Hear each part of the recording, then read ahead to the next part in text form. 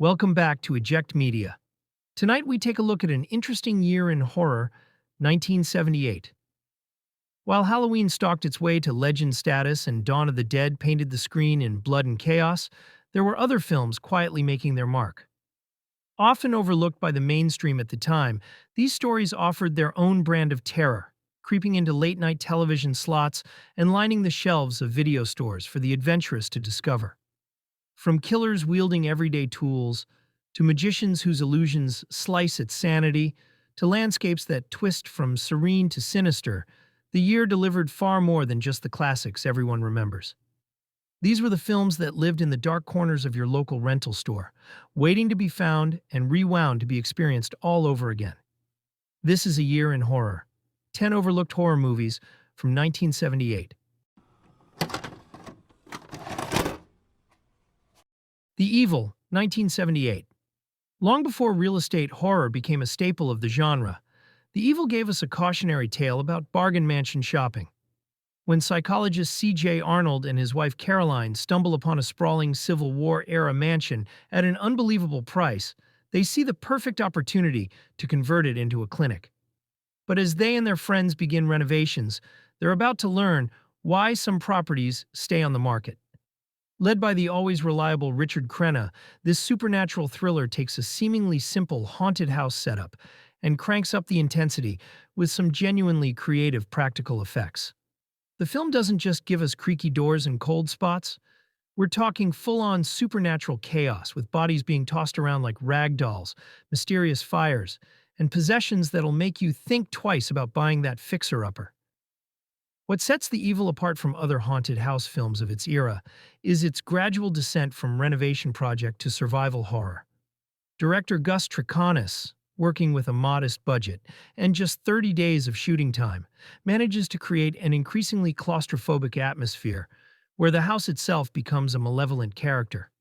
Shot in an abandoned health spa in New Mexico, the location adds an authentic layer of decay and menace that money can't buy.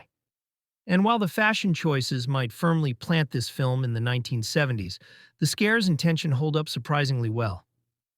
Keep an eye out for a memorable appearance by Victor Buono that takes this haunted house story into unexpected territory. The Evil might have slipped through the cracks over the years, but it's a solid reminder that sometimes the best horror films are the ones that take familiar elements and twist them into something uniquely unsettling. Magic, 1978. Years before Silence of the Lambs, Anthony Hopkins delivered another chilling performance in this psychological thriller, directed by Richard Attenborough. Hopkins plays Corky, a struggling magician who finds success only after adding a ventriloquist act with a dummy named Fats to his routine. But as Corky's star begins to rise, the line between performer and puppet starts to blur in disturbing ways. Written by William Goldman and produced on a $7 million budget that allowed for top-tier talent, Magic takes what could have been a simple killer doll story and transforms it into a sophisticated character study. The film features strong supporting performances from Anne Margaret as Corky's high school sweetheart and Burgess Meredith as his agent. But it's the unsettling dynamic between Hopkins and his wooden co-star that steals the show. What sets Magic apart from other ventriloquist horror films is its focus on psychological deterioration, rather than supernatural elements. Fats, designed by former Disney artists, became one of the most memorable dummies in cinema history. Not because he comes to life, but because of how he represents the fracturing of Corky's psyche. Shot partially at Blue Lakes, California, the film's isolated location adds to its claustrophobic atmosphere. There's a reason this film earned multiple award nominations. It takes familiar elements and crafts them into something uniquely disturbing. Sometimes the scariest monsters aren't the ones that come to life. They're the ones we create ourselves. The Toolbox Murders, 1978. Before home renovation shows made tools seem friendly, the Toolbox Murders took everyday hardware and turned them into instruments of terror. Set in a Los Angeles apartment complex, this infamous exploitation film follows a masked killer who turns a simple toolbox into something far more sinister. But what starts as a straightforward slasher takes an unexpected turn into psychological territory that no one saw coming. Shot on a shoestring budget of just $185,000, this film became notorious enough to be banned in several countries.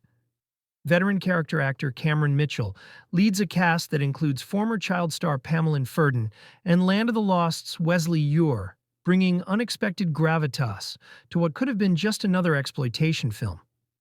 What sets Toolbox apart from other slashers of its era is how it shifts gears halfway through. Director Dennis Donnelly takes what seems like a standard stalk and slash formula and veers into darker psychological territory, exploring themes of grief and madness. The film's grimy 1970s Los Angeles locations add an layer of urban decay that makes the whole thing feel uncomfortably real. While its initial release might have been overshadowed by bigger horror titles of 1978, The Toolbox Murders has developed a cult following among genre fans who appreciate its ability to balance explicit horror with psychological dread. Long Weekend, 1978. If you're ready for horror that creeps up slowly, scratches at your unease, and takes a dramatic turn when you least expect it, Long Weekend is a late 70s gem that grabs you with its quiet dread. It's Australia's take on ecological horror, a marriage in need of repair, and a wilderness that seems ready to strike back. The story follows Peter and Marcia, a bickering couple driving out of the city in hopes that a camping trip might patch things up. But from the start, their actions rub against the natural world. They litter, destroy, and lash out with thoughtless cruelty, unaware that their surroundings are watching and waiting. The tension doesn't come from traditional jump scares, but from the unnerving sense that every tree, every wave, every animal in the bush has turned against them. The coastal landscapes are shot in ways that make nature feel alive and hostile: sweeping beaches, dark forests, and the eerie presence of a dugong corpse that seems to inch closer each time it appears. The sound design only adds to the unease. Bird calls, rustling branches, and strange cries echo in the distance, transforming the ordinary into something menacing. What makes the film unforgettable is its message. Writer Everett DeRush and director Colin Eggleston crafted a story where the real antagonist is not a mass killer or supernatural force, but the natural world itself. The couple's selfishness and carelessness become their undoing, a sharp reminder that nature has its limits, and its own ways of striking back.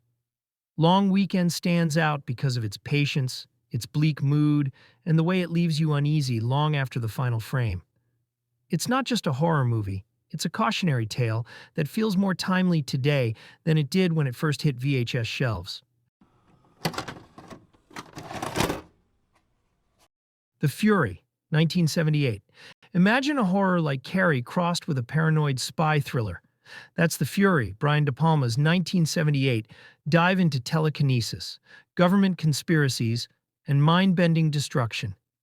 It's a film that takes the concept of psychic powers and blows it up to operatic proportions, full of spectacle, paranoia, and explosive violence. The story follows Peter Sansa, played by Kirk Douglas, a former intelligence agent whose teenage son Robin is kidnapped for his psychic gifts. Behind it all is Peter's ex-colleague, a ruthless government operative who wants to weaponize Robin's powers.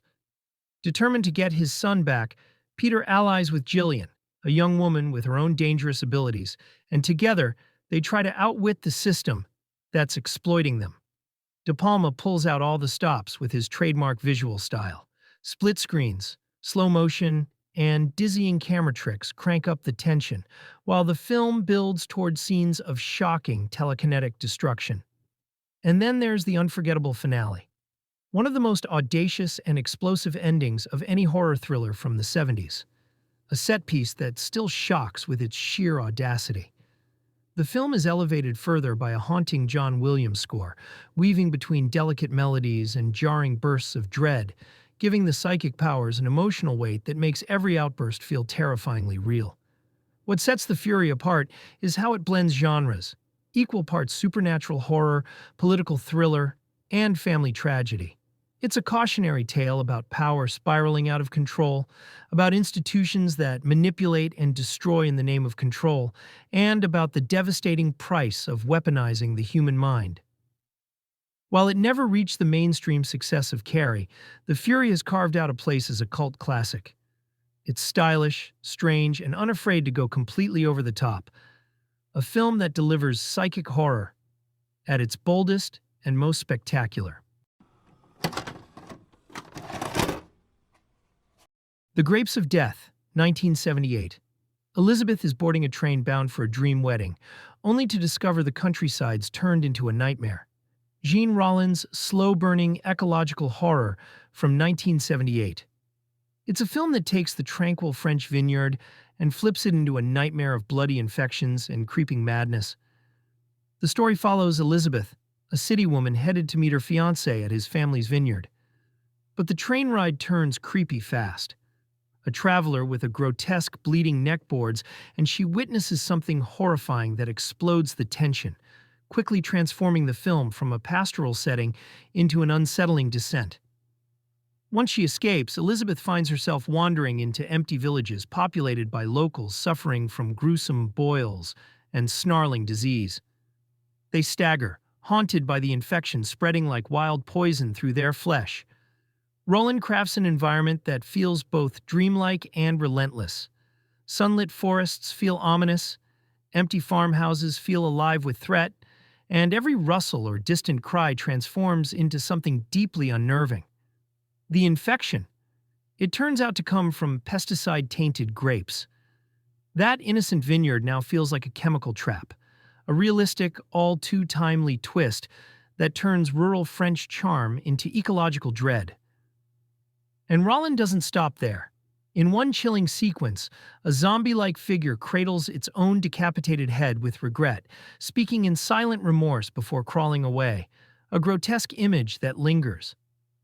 Rollin's direction thrives on contrasts.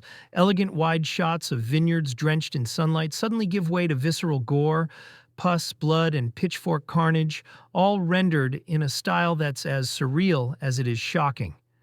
The pacing unnerves. Tracking shots of empty corridors, isolated homes, and strange figures in windows build dread through atmosphere rather than cheap thrills. As much as it's a horror film, The Grapes of Death is also a cautionary tale, one about human hubris, careless chemical tampering, and the violence that blooms when you poison the land.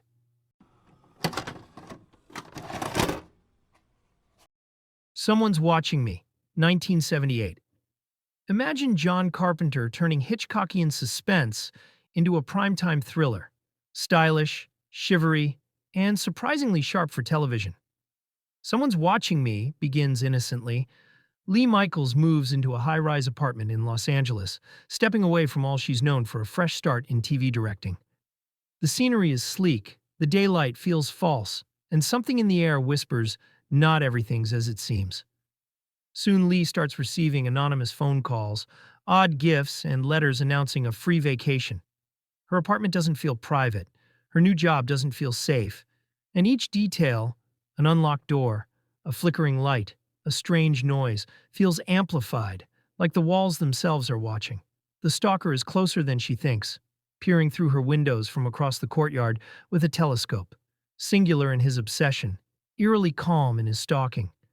Carpenter leans into look and mood over jump scares, using panning shots of towering buildings and peek-through framing to make the city feel claustrophobic even by day. Lee's world is both glamorous and dangerous.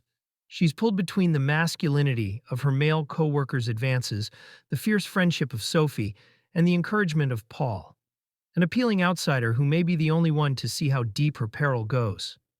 When the authorities offer little help, Lee refuses to cower. She pushes back against invisibility, tracking the messages, confronting the apartment inspector, refusing to be frightened into silence. And in that tension, the film reveals its strength. A smart, stylish heroine standing up to a faceless predator, her every tense breath framed in Carpenter's precise, bulb-lit shots. Someone's Watching Me may not have the famous name-brand impact of Halloween, but it's a compelling, quietly vicious thriller that thrives in shadows and LED glow. It's the lost Carpenter gem that belongs on your shelf if you love slow-burn paranoia, smart female protagonists, and a stalking story that feels dangerously real. The Redeemer, Son of Satan, 1978. The Redeemer, Son of Satan, kicks off in eerie silence. Then an unexpected choir boy emerges from a lake as if summoned. Suddenly, 6 former classmates receive golden invitations back to their alma mater. Does it feel celebratory? Not for long. Once they arrive, the tone flips. The host is a man in a mask and robes, right out of a religious fever dream, lecturing them in sermons dripping with venom, preaching redemption for sins they haven't even remembered committing. Before they can catch their breath, he's picked them off one by one. Trapped in the corridors, hunted inside their own high school, these alumni become targets of chilling judgment. What sets this film apart is its strange soul. The killer isn't your shadowy slasher in a patterned mask. He's a preacher, and he switches costumes mid-kill. Janitor, inspector, clown. He reappears to deliver homilies before each murder. The film looks and feels like it was shot in a time capsule. A low-budget theater-turned-horror stage, lit in flickering antiseptic halls, grainy yearbook photos, and distorted hymns echoing through dusty hallways. The visual layers crackle with chaos, molded face masks, a crazy puppet in a school auditorium, and a preacher whose two-thumbed hand fades back into normality after the carnage. It's bizarre, disorienting, and beautifully unhinged. Even with its flaws, ragged pacing, absurd plotting, and cringe-inducing theology, The Redeemer endures because it leans hard into its own bizarre logic. It doesn't try to justify its stranger elements. It revels in them.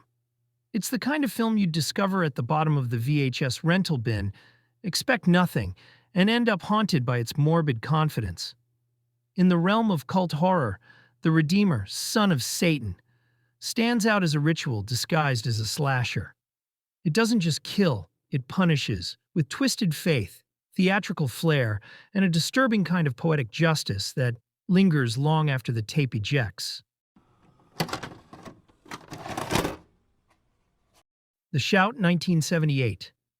In a quiet, windswept English village, Anthony Fielding, a composer fascinated by the boundaries of sound, and his wife Rachel live a life of serene routine until a stranger arrives, bringing with him a claim so outlandish it chills the soul. Charles Crossley is no ordinary traveler. He professes to wield a terrible ancient power, the ability to kill with a single piercing shout. What begins as polite hospitality quickly spirals into a tense, psychological dance as the couple is drawn into a world where logic and reason are pushed to their limits. The film's atmosphere is unforgettable. The Devon coastline stretches wide and lonely, its rugged cliffs and misty landscapes serving as a perfect backdrop for escalating dread.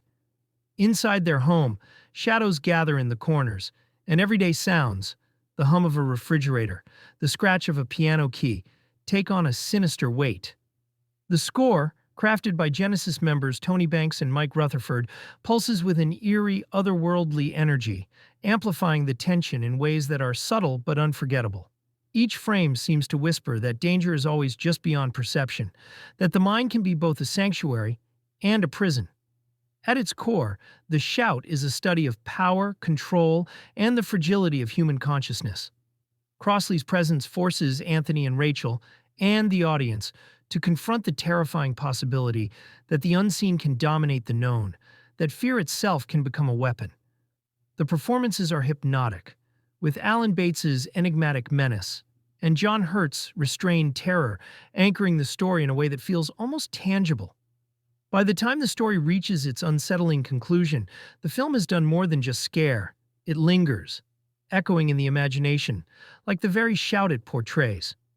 The Shout is a masterpiece of psychological horror, a film that uses silence, suggestion, and atmosphere to haunt long after the credits roll.